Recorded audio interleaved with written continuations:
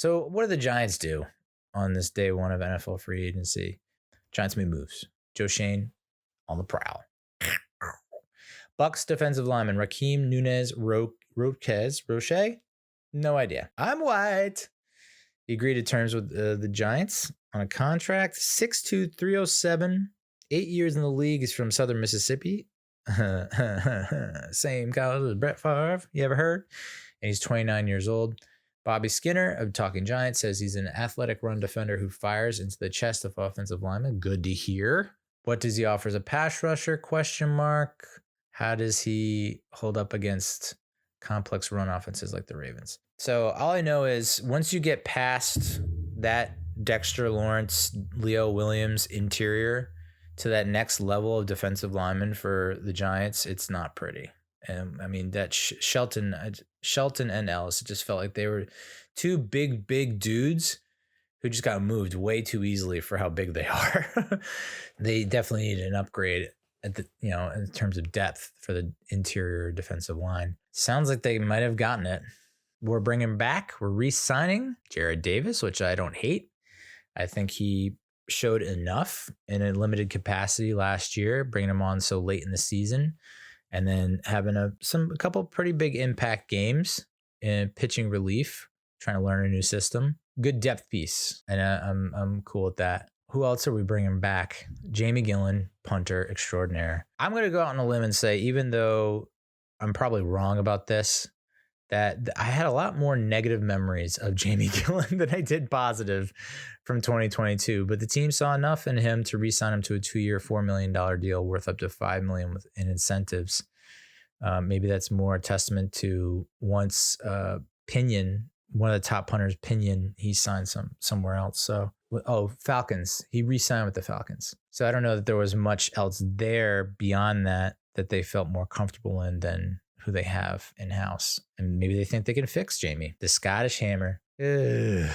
So here's to a better 2023 for JG. We're also bringing back Sterling Shepard to a 1-year deal, veteran minimum. I think it's like $1.3 million, something like that. Feels very similar to what the Giants offered Victor Cruz in 2016. I don't know what the expectations really were for Victor Cruz in 2016. I think a lot of us still had it in our head that he was the 2013, 2012, 2011 version, and he was kind of like half that. There were plays where, if he makes that catch and gets run in 2011, no one's catching him. But in 2016, it was, you're getting caught from behind more times than not, pretty much all the time. So I imagine, but if you can get a similar kind of output that Victor Cruz had, I think Cruz had something like almost 40 catches that year. Not for a ton of yardage, but a few touchdowns. I mean, the offense was not a juggernaut by any means. They had a pretty decent trio at wide receiver, but still couldn't get it to work and figure it out. It's not like Cruz was invisible, non-show, no-show, like Kenny Galladay was for us last season. But so if we can get something similar to what Victor Cruz gave us in 2016 with Shep, I'm not hating on that. I don't mind that. Matt Breida, running back, he is returning to the Giants on a 1-year deal, which I like. I think it's $3 million, something like that. Center guard Nick Gates, one bad motherfucker, is signing with the Commanders on a 3-year deal. So that's kind of stinks, because I think a lot of us were so appreciative of his story and his rise to being like a badass starting center, and then it was all just out the door once the injury versus the Washington football team last year, 2 years ago, 2021. And I don't think he was really the same. And maybe the team felt the same way. Like, it's just not, we feel like we can do better there. Godspeed. But Neal, you're like, what are you doing? You're like totally spacing and forgetting about the biggest signing of the day. No, I'm not. Saved it for last. Got your ass. Colts linebacker Bobby Okereke. Okereke, Bobby O. He agreed to terms with the Giants on a 4-year, $40 million contract that includes $22 million guaranteed. For whatever reason, SpotTrack.com, which is where I usually go to look at contracts, had him with a market value of 2 years, $4.7 million, with an average salary of $2.3 million. Feels like maybe that just wasn't updated, because the Scores Jordan Schultz said that Bobby O had a significant market and could sign a deal in the $12 to $14 million range, and we got him for an AAV of 10. So I'd say not bad, Mr. Shane. Of course, you look at some of his numbers and how he's ranked, and you're like, it's a lot for a guy who could be, maybe he peaked already and like whatever, or maybe he's not going to live up to what he did in his contract year. I'm not taking that stance on this dude.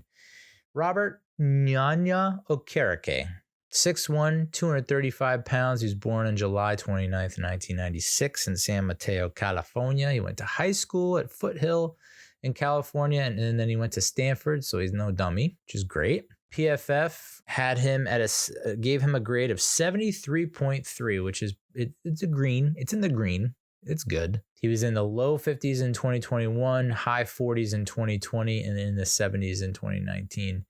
If you go by, so you would say, okay, good rookie year, kind of middling next 2 years, and he had a nice bounce back season in 2022. But you look at Pro Football Reference, PFR, they gave him his highest AV in 2022, which makes sense. And then his next highest approximate value is 7, which was 2021. So he started half the games his rookie season, half the games his sophomore season, started all 17 games in 2021, had 132 combined tackles, 3 tackles for losses, 2 QB hits, 4 passes defended, and 2 interceptions.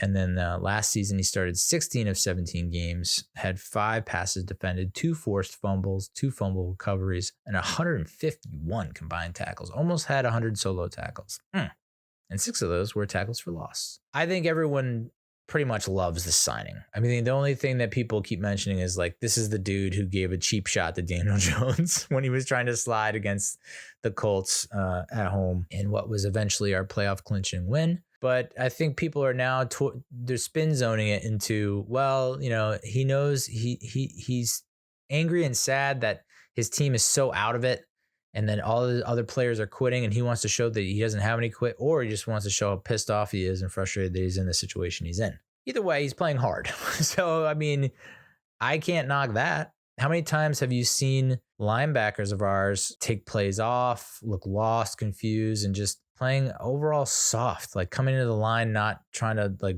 bust up anyone or break up a hole or plug a hole or whatever. They just softly mold into the jello of the offensive line. So yeah, I'm pretty excited about this. His 112 solo tackles in 2022 were ranked 9th in the league. 36 assists were tied for 12th. Well, they're saying 112 solo tackles, but then PFR is saying 199 solo tackles, dude. What is going on here? Yeah, I don't know. Anyway, I love it.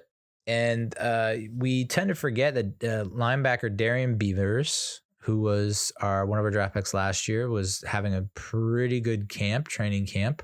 And people were saying maybe he could actually win a starting job before he then tore his ACL. So you do have Beavers coming back in his sophomore effort.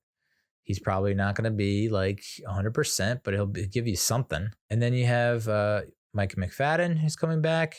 Bobby Okereke. I'm going to get it right eventually. One of these days, swear to God. Now I think if they go out, they can now feel okay about drafting a corner first pick instead of a linebacker, because I know linebacker was on everyone's lips. I think Trenton Simpson was like, everyone was leaning towards Clemson linebacker Trenton Simpson, or there was an Alabama linebacker too. Now it looks like it could be, let's go corner first round, and then maybe you can get a linebacker, somewhat above average linebacker in the second round. I love the signing, and it doesn't break the bank. And we're not asking for a whole lot. We're just asking for something better than what we had last year. It's not a huge ask. So, if they don't make the move on Bobby Okereke, I don't know that people are going to be that high on their haul. But Rakeem Nuñez-Roches, it could be a diamond in the rough type thing where it's like, just be better than Shelton and Ellis. That's all we're asking for. I don't know that they have a ton of cap left. It looks like they have anywhere from $10 to $16 million left in cap space. Yeah, they haven't factored in the new signings or the re-signings or the new signings. So if that 10 to 16, that might come down to like nothing.